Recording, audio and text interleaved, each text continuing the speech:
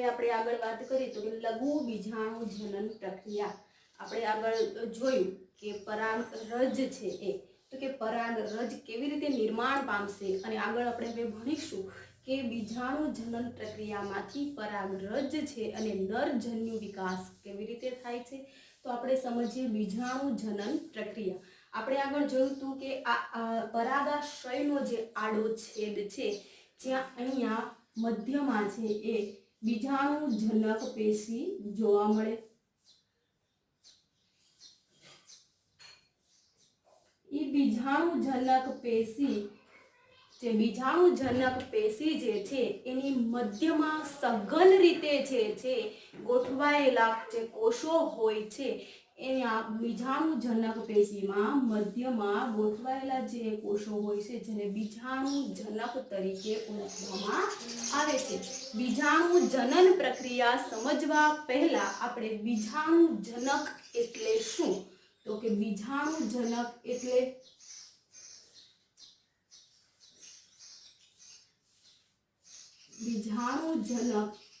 કે છે તરુણ પરાગાશય.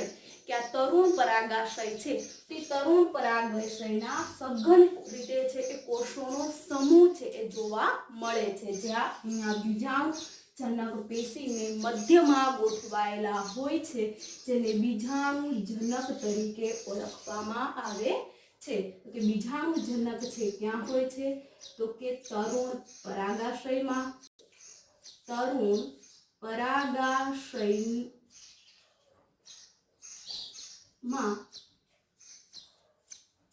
મધ્યમાં.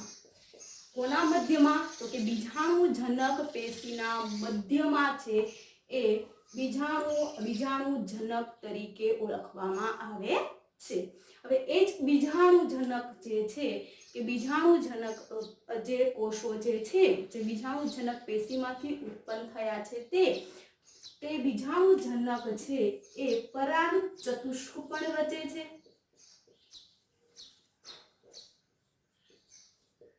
તે પરાગ ચતુષ્ક ક્રમવાની ક્ષમતા પણ ધરાવે છે. તો કે પરાગ ચતુષ્ક કેવી રીતે સર્જાય છે, તો કે અર્ધીકરણની પ્રક્રિયાથી.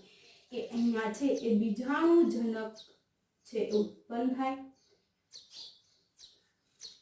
ત્યારબાદ છે એમાં અર્ધીકરણની પ્રક્રિયા છે એ જોવા મળે છે.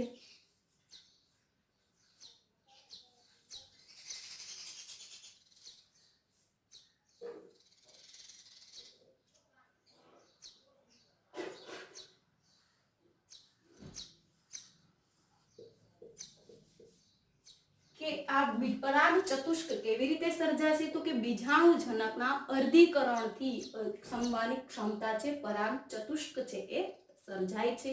તો હવે આપણે સમજીએ કે બીજાણુ જનન એટલે શું. તો કે બીજાણુ જનન, તો બીજાણુ જનન છે આપણે કોને કહેશું, તો કે આમ પરાગ માતૃકોષ, પરાગ માતૃકોષ જેને પીએમસી તરીકે પણ ઓળખવામાં આવે છે. પીએમસી નું ફૂલ ફોર્મ છે polar mother cell. Polar mother cell છે જે પરાગ માતૃકોષ તરીકે ઓળખાય છે. તો એ પરાગ માતૃકોષ જે છે એ અર્ધીકરણ દ્વારા, પરાગ માતૃકોષ જે છે એ અર્ધીકરણ દ્વારા છે એ બીજાણુ સર્જવાની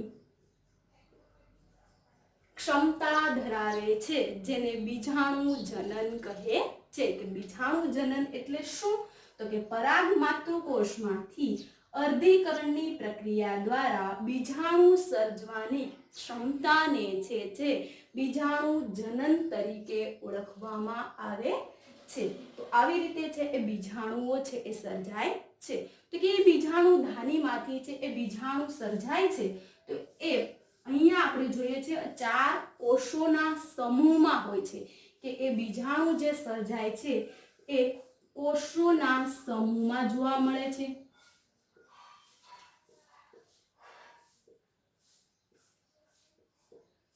એ હંમેશા કોષોના સમૂહમાં છે એ જોવા મળે છે. તો એ કોષોનો સમૂહ છે એ છૂટો ક્યારે પડે છે, તો કે કોષોનો સમૂહ છે એ છૂટો જ્યારે પરાગાશય છે એ પરિપક્વ થઈ શુષ્ક બને અને સ્ફોટન થાય છે ત્યારે છે એ બધા જ પરાગ એટલે કે બીજાણુઓ છે એ છૂટા પડે છે.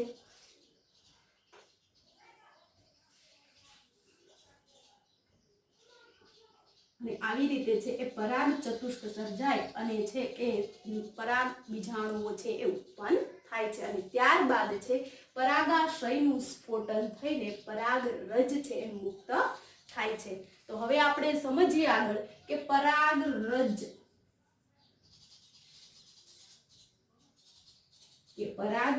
જે છે આપણે જોયું કે કેવી રીતે નિર્માણ પામે છે. તો પરાગરજ નિર્માણ પામી તો હવે આપણે પરાગરજનો છે એ બાહ્ય અને આંતરિક અભ્યાસ જો સમજીએ તો કે પરાગરજ છે એ ક્યાં હોય છે તો કે પરાગાશયમાં. પરાગાશયમાં આપણને પરાગરજ છે એ જોવા મળે છે. તો કે પરાગરજના અભ્યાસને કે પરાગરજનો આપણે વિસ્તૃત અભ્યાસ કરીએ જેને પરાગ વિજ્ઞાન તરીકે ઓળખાય છે. કે પરાગ વિજ્ઞાન કોને કહેવાય છે તો કે પરાગરજનો વિસ્તૃત અભ્યાસને છે પરાગ વિજ્ઞાન તરીકે ઓળખવામાં આવે છે. તો હવે આપણે જોઈએ પરાગરજ. તો કે પરાગરજ છે એ ક્યાં હોય છે તો કે પરાગાશયની અંદર.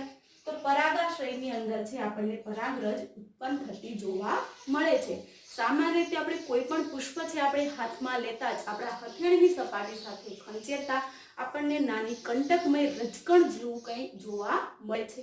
અથવા તો આપણે સ્લાઇડ ઉપર છે એ પુષ્પને અથડાવતા જ એ સ્લાઇડ ઉપર છે નાની કણિકામય જેવી રચના જોવા મળે છે જેને આપણે પરાગરજ છે એ કહીએ છીએ. તો પરાગરજનો આપણે અભ્યાસ કરીએ તો કે પરાગરજ છે એનો રંગ,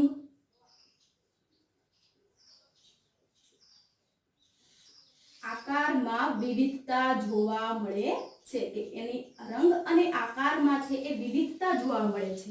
તો એના રંગની આપણે વાત કરીએ તો એનો રંગ છે સફેદ અને પીળાશ પડતા રંગનો હોય છે. એનો રંગ છે એ કેવો છે તો કે પીળાશ પડતા સફેદ રંગનો.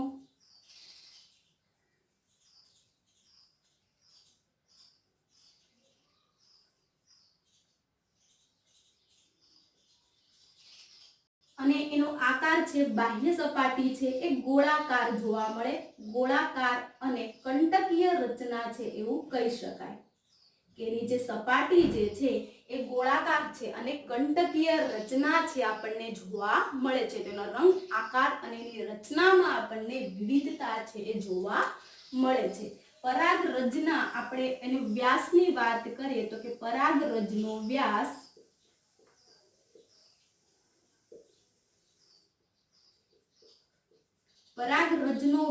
છે એ 25 માઇક્રોમીટર થી 50 માઇક્રોમીટર જેટલો હોય છે. કે પરાગરજનો વ્યાસ છે એ 25 માઇક્રોમીટર થી છે 50 માઇક્રોમીટર સુધી જોવા મળે છે. તો આ છે એની બાહ્ય રચનાની વાત. હવે આપણે એની આંતરિક રચનાની વાત કરીએ કે પરાગરજ જે છે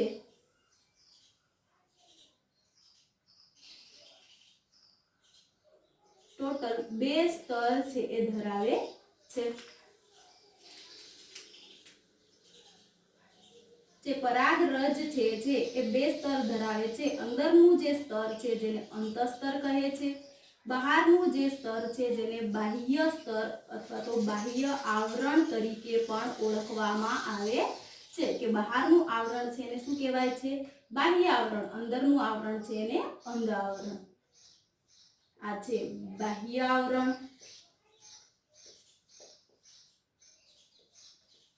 આ છે અંત આવરણ.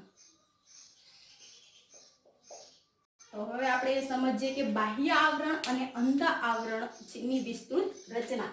તો પહેલા આપણે જોઈએ બાહ્ય આવરણ. કે પરાગરજનું જે બાહ્ય આવરણ જે છે એ બાહ્ય આવરણ સખત અને મજબૂત હોય છે. કે પરાગરજનું જે બાહ્ય આવરણ છે એ કેવું કીધું સખત અને મજબૂત.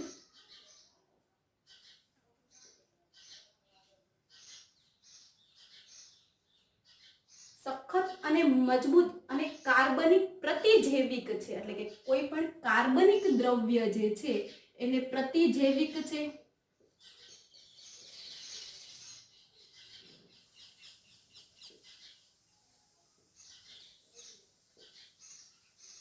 કાર્બનિક પ્રતિજૈવિક છે એટલે કે ઊંચું તાપમાન છે, જલદ એસિડમાં પણ એની ક્ષમતા છે એ ગુમાવતું નથી, એટલે કે એને બાહ્ય આવરણ છે સખત અને મજબૂત છે. એટલે કે જલદ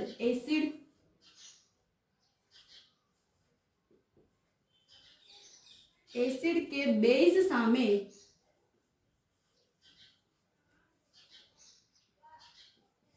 પ્રતિરોધક છે.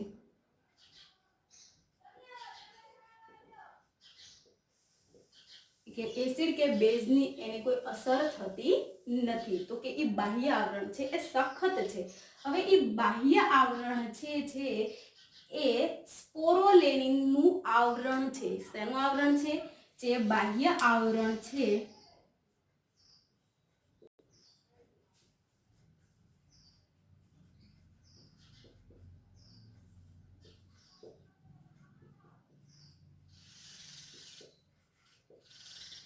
કે સ્પોરોપોલેનિનનું આવરણ તરીકે એને ઓળખવામાં આવે છે. એટલા માટે છે એ સખત અને મજબૂત કીધું છે, કાર્બનિક પ્રતિજૈવિક કીધું છે, જલદ અને બેઝ સામે છે એ પ્રતિરોધક છે.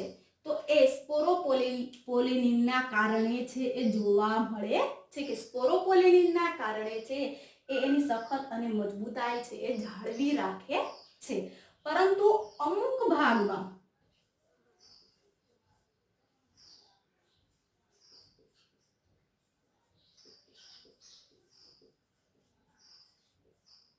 કે અમુક ભાગમાં છે સ્પોરોપોલેનિનનું આવરણ ગેરહાજર હોય છે. અહીંયા આપણે જોઈ શકીએ છીએ કે સ્પોરોપોલેનિનનું આવરણ છે એ ગેરહાજર છે. કે સ્પોરોપોલેનિનનું આવરણ જ્યાં ગેરહાજર છે જેને જનન છિદ્ર તરીકે ઓળખાય છે.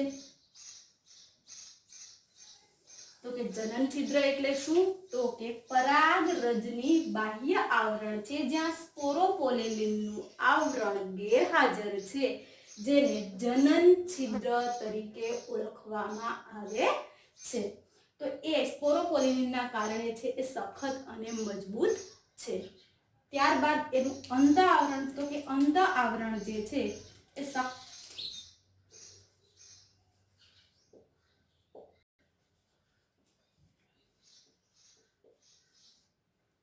એનું અંત આવરણ જે છે એ અંદરના ભાગમાં છે એ વિસ્તૃત હોય છે. તો કે અંત આવરણ છે જે એ સેલ્યુલોઝ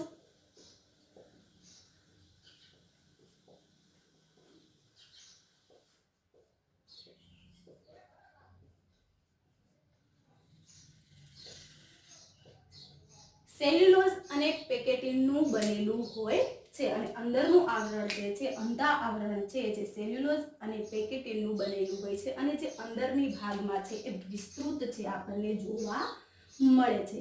તો આ રચના છે એ આપણે છે એ પરાગરજની રચના છે એવું કહીએ. કે પરાગરજની રચના છે ફટાફટ કે પરાગરજ છે ક્યાં ઉત્પન્ન થાય છે? તો કે પરાગાશયની અંદર. પરાગાશય કે પરાગરજના વિસ્તૃત અભ્યાસને આપણે શું કહીએ છીએ? તો કે પરાગ વિજ્ઞાન કહીએ છીએ. એની બાહ્ય લાક્ષણિકતાઓ કે રંગ, આકાર અને એને રચનાઓમાં આપણને વિવિધતા છે એ જોવા મળે છે.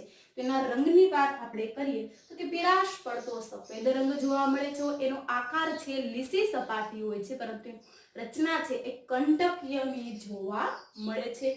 એનો વ્યાસ છે 25 માઇક્રોમીટર થી 50 માઇક્રોમીટર જેટલો.